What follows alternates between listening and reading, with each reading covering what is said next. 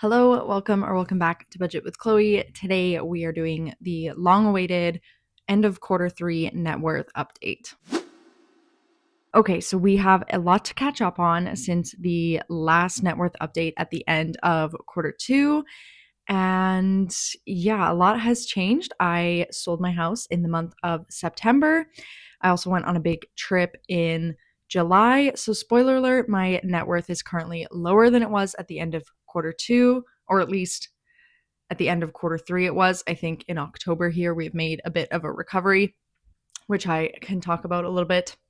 But I will say that it is down in the end of quarter 3, but that's okay. And we'll go through exactly why that is. So let's start with my assets. I have some cash accounts, my day-to-day banking, some checking accounts I've opened for bonuses, as well as a Wealthsimple cash account where I keep my now fully funded emergency fund just to make a little bit of extra interest on that.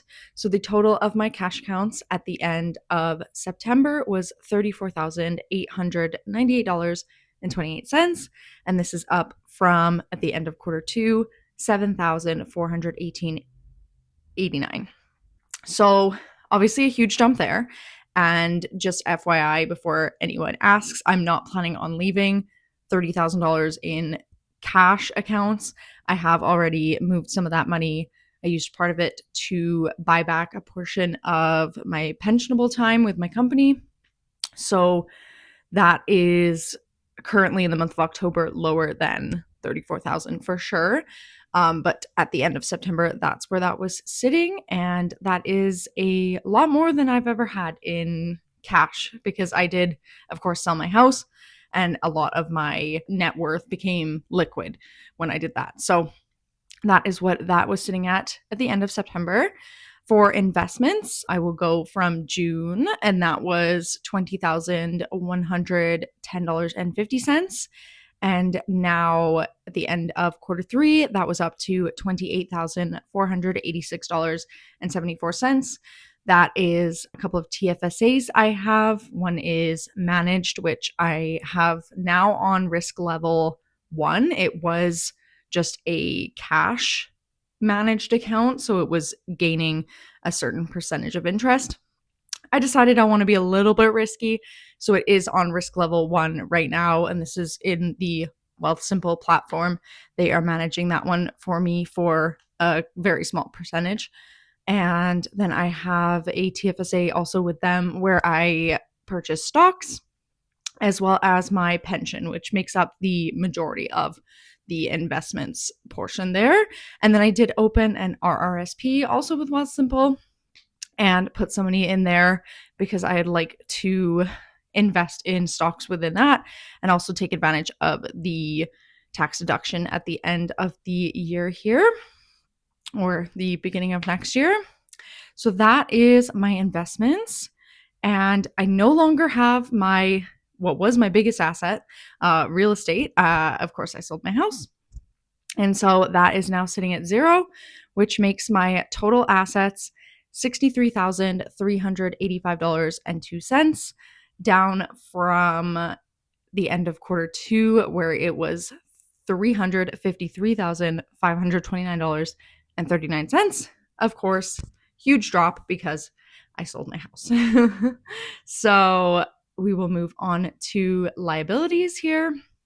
I have my credit cards that I use for all of my day-to-day spending and to earn points and rewards and redeem for travel, things like that. I pay all of these off every month before the statement due date. And so the total at the end of September was $1,994.10. Again, that's just where it was sitting when I grabbed those numbers. At any point in time, I can go and pay that off as I do have the money sitting in my checking account or in an account ready to go, but I just pay it before it's due and we're good to go there. And then the most exciting part, at the end of September, I had no debts. So I, with the proceeds of selling my house, paid off my Peloton. I paid my parents the money that I considered myself to owe them. obviously paid off the mortgage and the first time home buyers incentive, which was kind of like a second mortgage there. So my total liabilities at the end of quarter three was just $1,994.10, which was the total that was on my credit cards at the time. I have no other debt or liabilities, which is super exciting, which means my net worth at the end of quarter three was $61,390.92. Now, this is down from the last update I gave. I believe it was $69,456.66. It took about a $5,000 hit in July when I went on the big trip with my partner.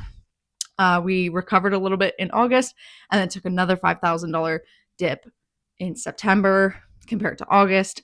And that was, of course, my legal fees and realtor fees and things like that related to selling my house and moving. So I know that this will increase going forward a lot quicker than it was when I had my house, just because I'm living with my partner and his brother's also living here. So we're kind of splitting bills, and it's going to be a lot less than just me paying my mortgage and utilities and property tax and condo fees, with my brother who is living with me paying just a small portion just to help out. So I'm definitely going to be saving a lot more money and also able to just spend a little bit more, which is always good. Keep life fun. So yeah, I'm not at all upset with the drop in net worth because I know that it is temporary and was a way to move forward to the next chapter here. So I'm excited to report back again in December because things are going to grow a lot quicker from here on out. So be sure to subscribe if you haven't already. I'm super close to 1,000 subscribers. Hopefully before the end of the year, we can get there. And I'm looking forward to continuing to make videos for you guys. So I will see you in the next one. Thank you. Bye.